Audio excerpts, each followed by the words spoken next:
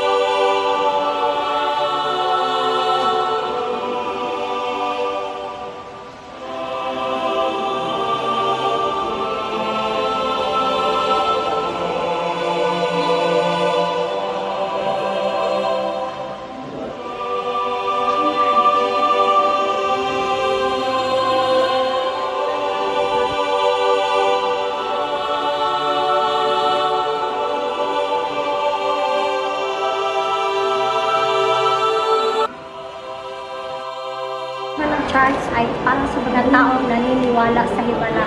Tulad na lang ito sa mga taong gustong gumaling sa kanilang mga sakit.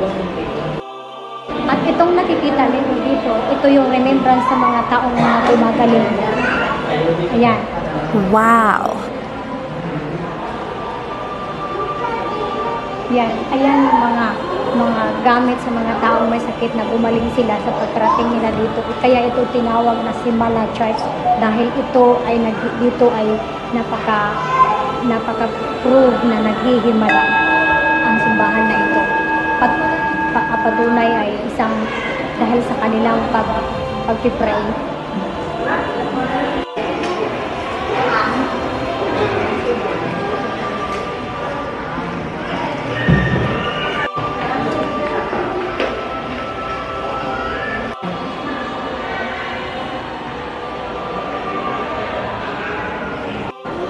Ang ibang tao naman ay pumunta lang dito sa Cebu Shrine para magdasal bago sila mag-take ng exam. At ayan ang result. Nag-graduate sila at nag-rank ang kanilang exam. Sa mga estudyanteng gustong pumasa sa exam.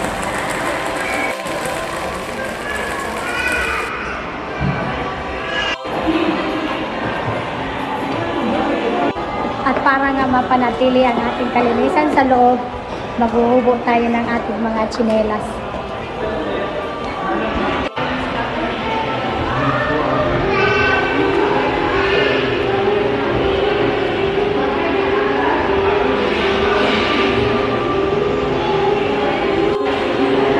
At yan galing yan sa lahat ng mga taong may sakit na gumaling na nagpunta dito sa Simala Shrine Church.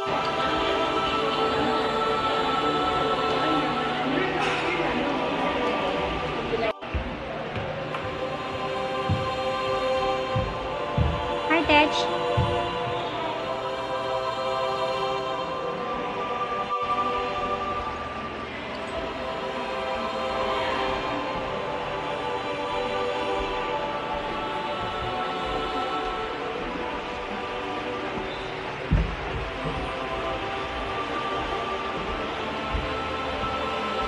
Bakit?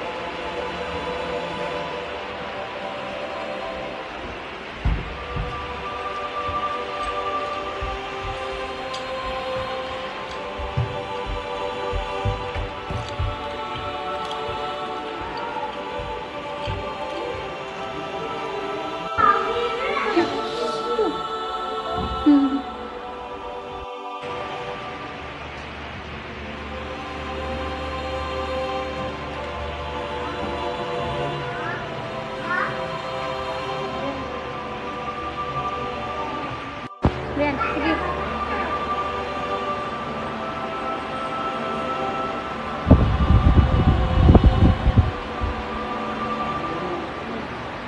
Lagay mo yung flower mo doon. Ha? Ilagay mo na doon.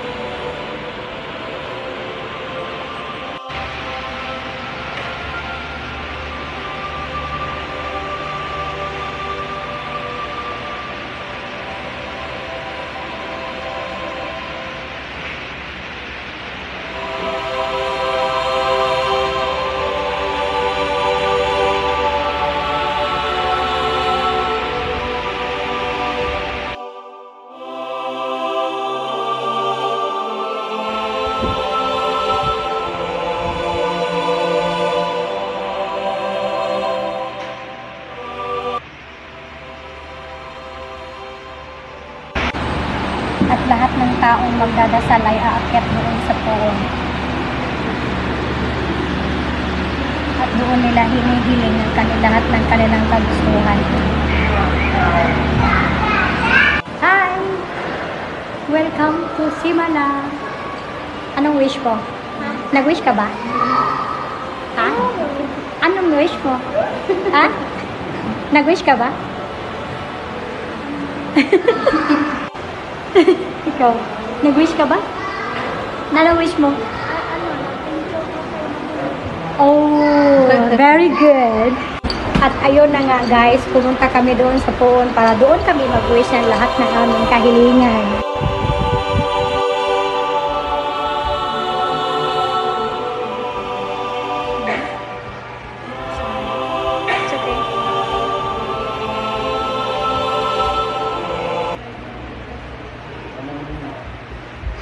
At dyan naman sa corner na yan, dyan kayo humiling, isusulat nyo lahat ng gusto ninyo. Kung gusto nyo bang makipagbalikan sa mga asawa ninyong matagal lang iniwan, ayan, magsulat lang kayo dyan. O gusto nyo manalo sa kaso, ayan, magsulat kayo dyan.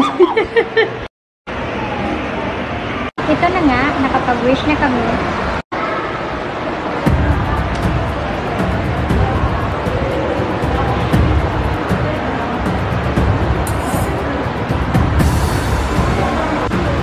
At ayan na nga guys, sa nakikita ninyo na nagsusuot sila nung balabal ni Mama Mary at hihipo sila at doon sila nagdadasal.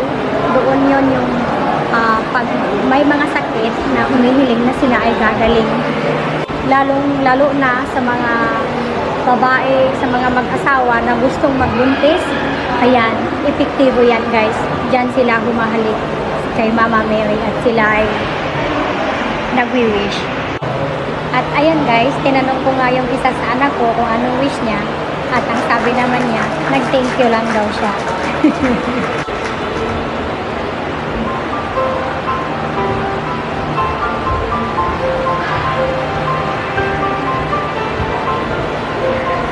Diyan sila pumipila para papunta kay Mama Mary.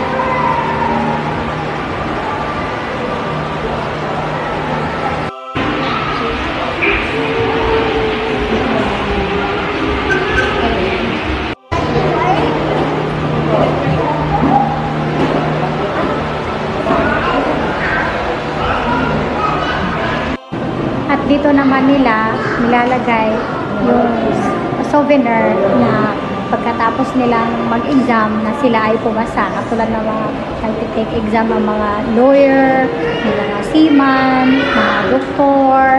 Ayan, sila yung mga pumasa. Ayan. Mga katulad ng mga bagong mag-take ng exam. Ayan. Ayan, mga taong pumunta dito para gumaling sa sakit.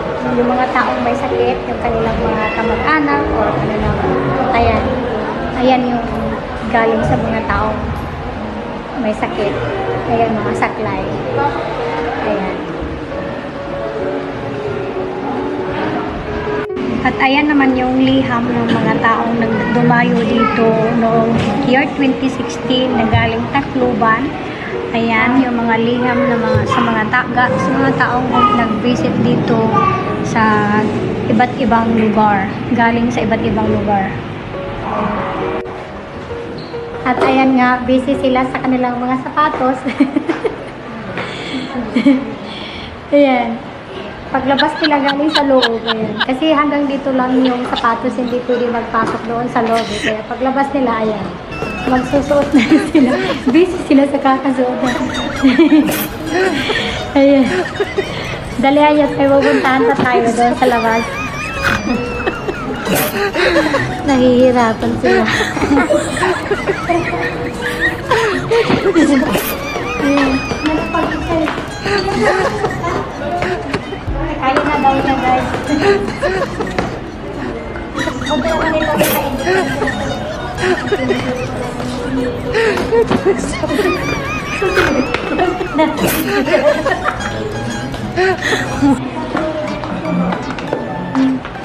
Sin ko agad yung kamay niya eh. Ganyan pala yun.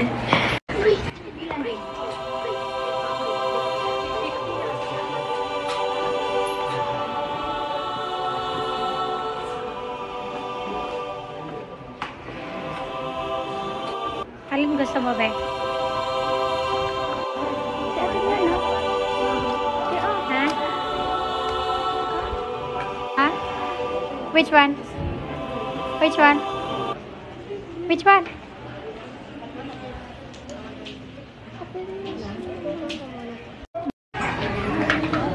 Dito din tayo nakakabili ng kandila. Ayan. May color-color yan. May ibig sabihin yan.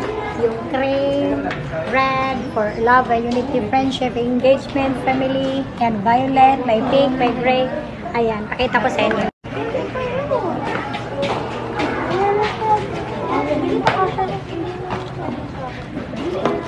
Ito, kasi ito siya. Diba, masisira. At bibili din ako nito, herbal oil. Ayan. Ano ba yan? At kukuha din ako nito para sa sasakyan ko. Ayan. Para safe tayo sa pagdadrive. Ayan. For pagani? So, ayun. May bili si mama. Umibili siya. Dito kasi sa labas, pwede magbili ng mga souvenir. Ayan. Palagay sa car. Ayan. Sa agad, pwede naman po.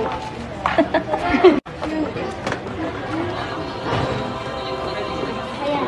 Diyan, ayun yung magsisimple ka ng kandila. Kaya iba't iba ang kulay niyan. May kahulugan yan. For love, for peace. Ayan. Yan, lahat yan. For family. Ayan. Kaya iba-iba ang kulay. At least yan.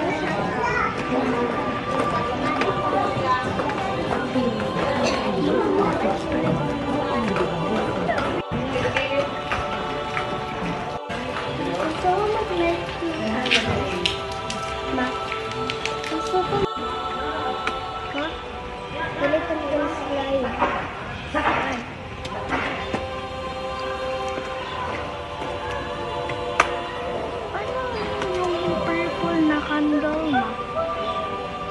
May ibig sabihin doon mamaya.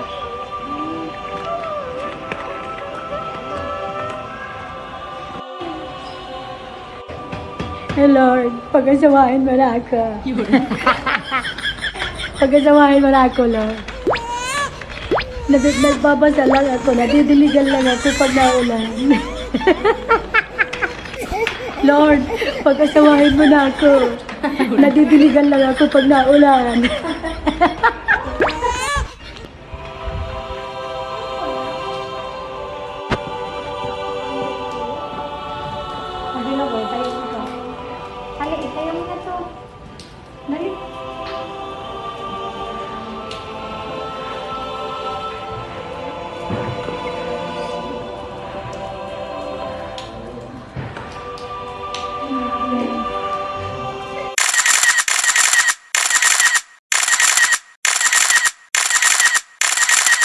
Bye-bye guys!